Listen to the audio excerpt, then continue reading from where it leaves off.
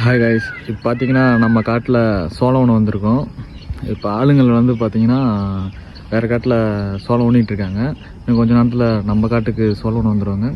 இப்போ அவங்க வர்றதுக்குள்ளே நம்ம சாமி கும்பிடணும். சாமி கும்பிட்டு ரெடியாக இருந்தால் தான் அவங்க வந்து சோளம் ஊனுவாங்க. இப்போது சாமி ரெடி பண்ணுறது காட்டில் எப்படின்றது காட்டுறேன், பாருங்கள். ஃபஸ்ட்டு பிள்ளையார் பிடிச்சிக்கணும். பிள்ளையார் பிடிச்சிட்டாச்சு. அது பிடிச்சிட்டு அந்த பிள்ளையாருக்கு பார்த்தீங்கன்னா அரும்பில் வேணும். அரும்பில் இங்கே இருக்குது, காட்டிலே இருக்குது. அரும்பில் எடுத்தாச்சு. அரும்பில் எடுத்து அந்த பிள்ளையாருக்கு மேலே சொருகணும்.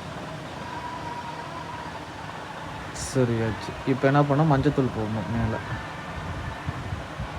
அடுத்தது குங்குமம்.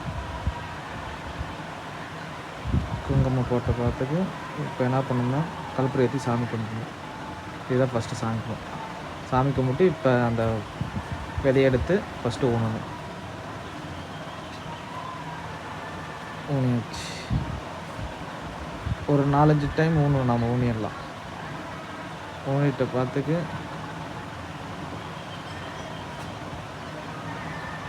ஆளுங்கெல்லாம் வந்துட்டாங்க. ஆளுங்க ஊனிகிட்ருக்காங்க பாருங்கள்.